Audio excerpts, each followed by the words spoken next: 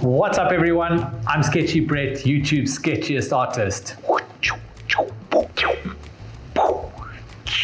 And today I'm going to be running you through the 7 biggest mistakes I made when I tried my first ever charcoal drawing yesterday. I even made a little list.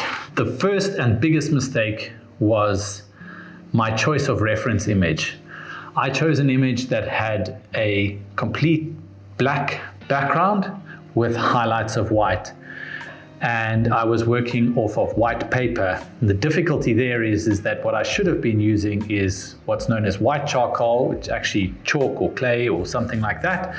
But I should be starting with a black medium or black piece of paper and then working in white. So for my next one, I'm definitely picking a reference that's got a light background so that I can work easier in the midtones. The second problem was the subject matter of my reference image.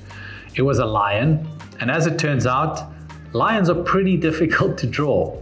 They're even difficult to sketch. In a medium like charcoal, it is particularly difficult. So that was a big mistake. My next mistake was I was working on paper that was too small. It didn't allow me to really get my arm moving, and I was working too constrained, which made it even more difficult. So for the next one, I'm going much bigger. The next mistake was I had my reference image off to the side and quite far away, and it was below me because it was sitting on the floor.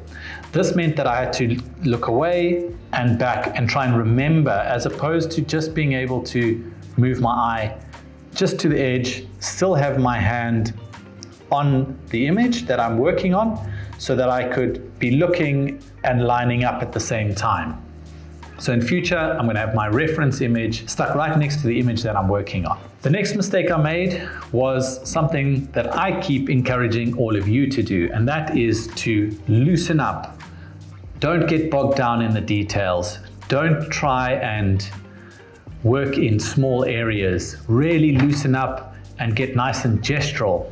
So I didn't take the same advice that I give you for sketching when I tried charcoal. And this is going to be something that I'm really going to now, in the second one, really just let loose on. The next mistake comes off the back of that, and that's that I wasn't focusing on the tonal details. And rather than working on line work, I needed to start thinking more about tonal value and gradation between light and dark, as well as really working in midtones, which is something that I don't typically use as much in my watercolor or my sketching. So this is something that I'm going to really work on, laying in deep black areas and then pulling back out. And then last of all, I didn't have all the supplies I needed. I had enough, and it's not necessarily a mistake. You can use what I had was enough, but there's a few materials that I've realized are going to be important, and I've since bought. So number one for me was compressed charcoal. And the main reason I need this is because then I can lay down some really nice dark black areas and work out some of the material using the kneadable eraser or the likes, or the blending stompies. And also, unlike vine charcoal, it lays down more permanently. It doesn't brush away as easily. So that's a big one. In the similar vein is to have compressed charcoal inside of a pencil. So I've bought myself some of these. I've gone for medium and soft.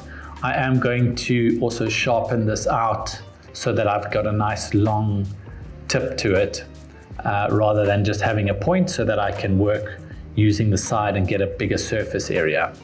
Then Derwent has sent me some blending sticks. So that's something that's obviously very important when I'm blending between these tonal values.